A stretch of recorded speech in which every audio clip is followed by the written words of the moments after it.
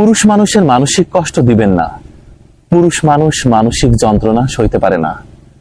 পুরুষ মানুষ কখনো নিজের জন্য বাঁচে না। পুরুষ বাঁচে তার প্রিয় মানুষের জন্য, তার সংসারের মানুষের জন্য।